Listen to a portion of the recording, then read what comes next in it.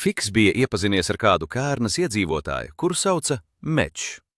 Meģam piederēja ragavas ar 2 burām. Viņš pats tās bija uzbūvējis. Ziemā, kad bija daudz sniega un vilciena nebrauca, Meģs brauca ar ragavām. Phileas Foggs nezaudēja ne minūti.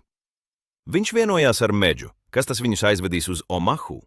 No Omahas stacijas viņi varēs ar vilcienu braukt tālāk uz Čikāgu un pēc tam uz Ņujorku. 8 no rīta ragavas bija gatavas, un pasažieri ieņēma vietas. Viņi ietinās biezās sagās, lai ceļā nenosaltu. Pūta spēcīgs vējš. Kad pacēla 2 lielās buras, ragavas traucās lielā ātrumā. Ja vējš nenorims, tad pēc 5 stundām viņi būs Omahā. Tas bija varens brauciens. Ragavas traucās arvien ātrāk un ātrāk, un ceļotāji arvien ciešāk un ciešāk spiedās cits pie cita.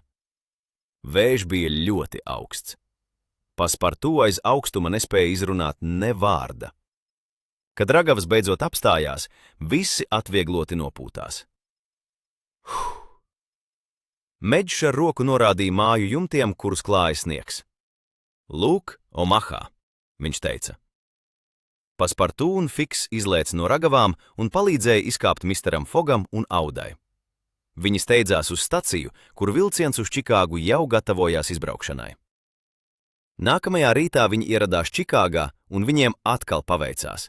Vilciens uz Ņujorku jau stāvēja uz perona. Viņiem nācās skriet, lai uz to paspētu.